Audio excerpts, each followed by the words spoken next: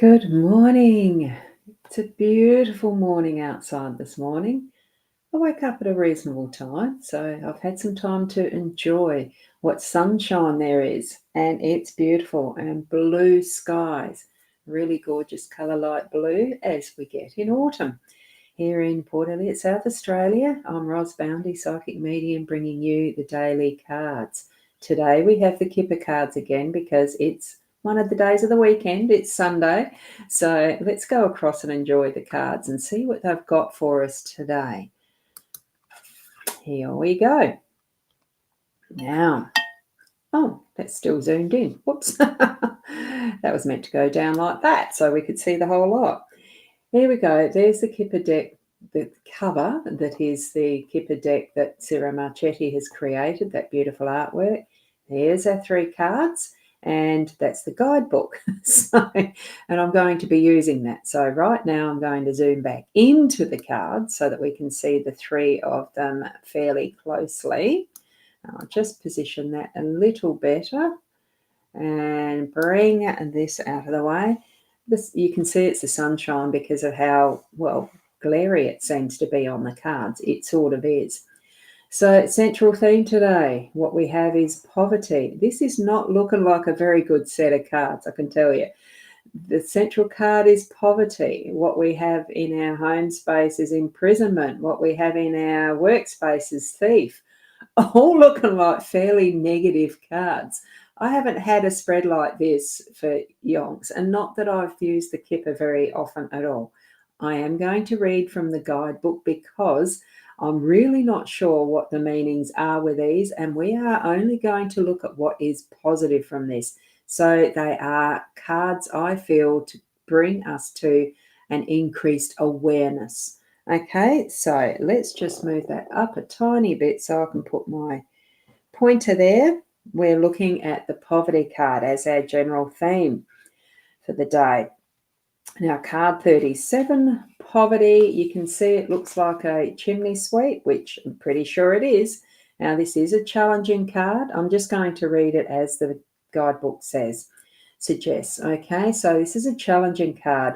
Here, oh, good morning, Corinna. Just noticed that you have popped in. Wonderful to have you here. And for those in the other spaces that are not Facebook or YouTube, you won't see the comments on the screen. And it looks like an interesting spread is the other comment from Corinna. Thank you for that.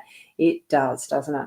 So it is a challenging card, the poverty card. Here we meet a young chimney sweep in ragged, dirty clothes atop a dangerous roof with his mop and broom.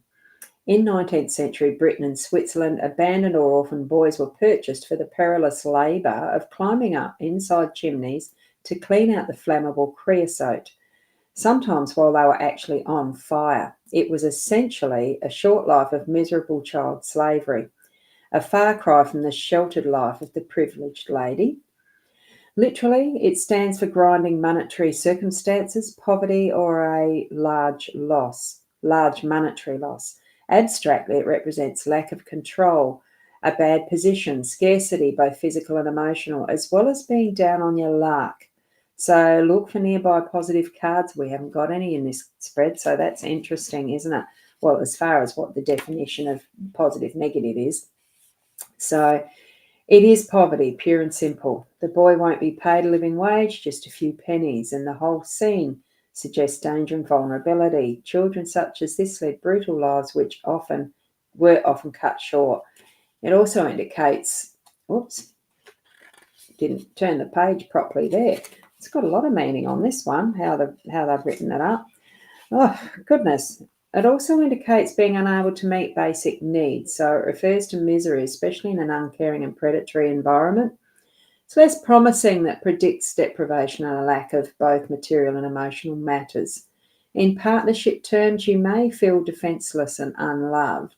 Also, in professional terms, you may find yourself in a bottleneck. So the best you can hope to gain is learn from the crisis. And that, I think, is the best thing that we can learn from this, is that, it is a learning factor. Be aware of what might be those situations in today that are less than optimal with your finances. So don't feel too down for too long. I think it's an awareness thing and being grateful for what we have. Just my feeling, just what's coming in. Now, as we move to the imprisonment card, it is number 29. Let's shift over to that one. It's another challenging card, we know, and it is showing a pair of battered hands clutching the iron bars in a harsh prison. I'm getting tongue-tied. I haven't had breakfast yet, darlings. So the tattooed sleeves offer scant cover to a set of bony wrists. Literally, this card is a prison, jail, asylum, rehab centre, bank or military barracks. Pretty relevant for the bank if we're not got money. Most abstractly, it stands for any locked off limits and secured place. So it feels like we are in a hard place that we can't get out of. Represents a sense of confinement. Oh, that was my bit. Represents a sense of confinement, imprisonment, isolation, a desperate motionless. So it can feel like being trapped, whether in a relationship, job, or a situation. So it speaks of fear, loneliness, and isolation. So we're looking at that from, spending some time where it does feel like we're down on our luck. Bad luck again, institutions. Perhaps you are facing an insurmountable barrier. So the imprisonment does not necessarily refer to a prison sentence, but describes all kinds of isolation and renunciation. So you may be feeling on your own and lonely today. You might experience an unfulfilled love or relationship that's characterized by restrictions or resignation. So even professionally, my tongue is getting tired.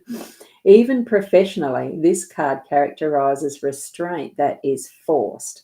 So interesting. So beyond the basic depiction of physical incarnation, this imagery might represent emotional imprisonment. So do tap into how you're feeling emotionally in your home space and around what you have happening with family too. So it might mean being trapped in a personal or contractual relationship where your options may be restricted by feelings of guilt, your conscience, legal obligations, or financial limitations, which we have it attached to our day-to-day, don't we? That financial limitations. Now in 24 in our workspace, very interestingly, if you're at work today or you're working on things to do with your work, even if you're having your day off, in whatever sense of the way that you earn your income, the thief is one to be aware of. It is a very challenging and negative card. So we're looking at the positives that we can gain from this information. In a dark and foggy alley with distant gas lamps on the wrong side of Marble Arch, we meet that ragamuffin pickpocket, the thief. Literally, this card means theft, embezzlement, and loss. So either material or emotional. So if the card's in front or have a significator, well, that's in grand tableau, so it doesn't matter. So it stands for what's been taken away, removed, separated, distant, or absent even. So it can stand for a few or fewer than what you have. So be warned. It either indicates a loss, not just in the literal sense of theft, but simply missing out on something. So the thief can sometimes represent dishonesty of thought and approach rather than a physical act. So just remember and consider that what was honestly earned is genuinely yours. Okay?